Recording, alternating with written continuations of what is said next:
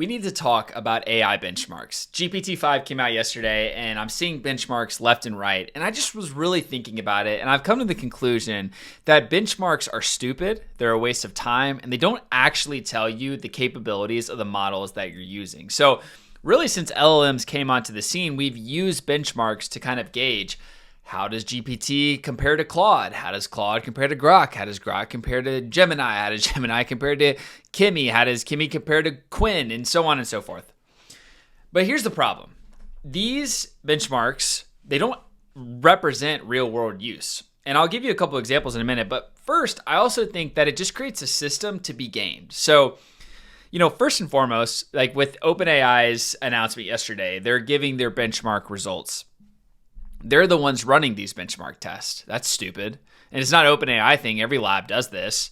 But the problem is, if you are custom tailoring your model to the benchmarks, you can blow the benchmarks out of the water and still not deliver on what people need and what real use cases need. And I think we're seeing a lot of that. Yesterday I saw Elon tweeting a lot about how GPT-5 does not compare to Grok 4. He says Grok 4 is better on the benchmarks and it released earlier. I'm sorry, Elon, but Grok is not as good as ChatGPT. It's just not. And I use them both extensively, okay? I'll give you one example. Grok can't even generate a PDF or a document. GPT-2 was able to do that. So, that alone makes Grok almost irrelevant to me. I don't care if it has access to X data. I don't care. Grok's okay. I personally, I've used it a ton, and I don't think it's very good. Even Grok 4 heavy. So right off the bat, Gemini 2.5 Pro to me is a way better model than Grok. For context, I don't use these models for coding that much. I use them more so for almost like a business assistant, for brainstorming, for VA work, for writing, things like that, creative reasoning, etc. And time again, what the benchmarks say is not accurate, and it doesn't align to my real life experience.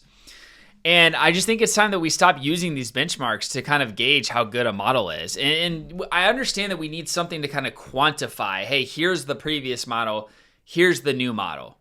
I understand that. I understand the importance of quantifying it and being able to have something tangible that you can actually reach out and touch. But the problem is that these benchmarks can be gamed too easily. So if we know that, these are the questions we're going to get asked in the benchmark, so let's make sure our model does X, Y, and Z, it's like, what's the point of that, right? Like, it's just going to be tailored towards the benchmarks, but not towards actual users and use case experience. And so here's a good example. On the benchmarks, GPT-5 blows everything out of the water. Yet you go online and all you see are people complaining about GPT-5.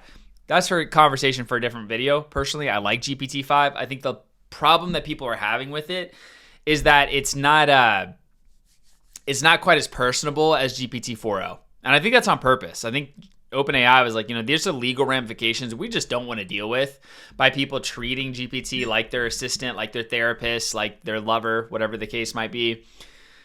And I never used ChatGPT like that, so I don't really care. So for me, GPT-5 has been a pretty big upgrade. I can say that with certainty. But nonetheless, if you look at the benchmarks, you would think it would just completely blow the other LLMs out of the water, when realistically, if I give GPT-5, I'm just, this is kind of anecdotally making this up. If I give it an 8 out of 10 on, let me give you a couple of real examples. So earlier today, I was working on my offer for my business, and I was working on an angle for the message that I need to send to this potential customer. And I put it through GPT-5, and I put it through Grok, and I put it through Claude, and I put it through Gemini. And I would absolutely rank GPT's output at the top. Gemini is a pretty close second. Claude, not too far behind. Grok, pretty far below. However, if you look at the benchmarks, you would think, oh, Grok should be number 1. Gemini should be number 2.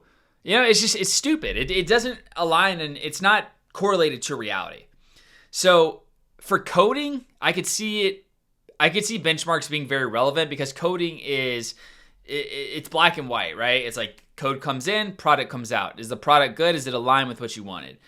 When you're talking about things like creative, when you're talking about writing, when you're talking about business strategy, when you're talking about things that are not quite as tangible, benchmarks are completely irrelevant.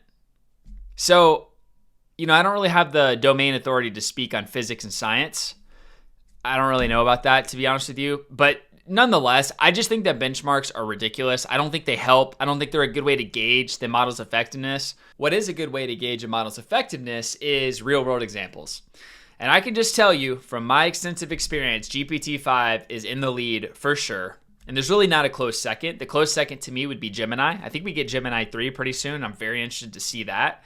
And from there, it's kind of just like whatever. I mean, who cares after the top two? So moral of the story is that I don't think benchmarks are helpful, but I'm curious, have you found benchmarks to be helpful? Do you think that they're relevant for determining the quality of an LLM? And if so, how do you think we can make the benchmarks more effective and more realistic when we're lining them up with our expectations for what we should expect out of these products?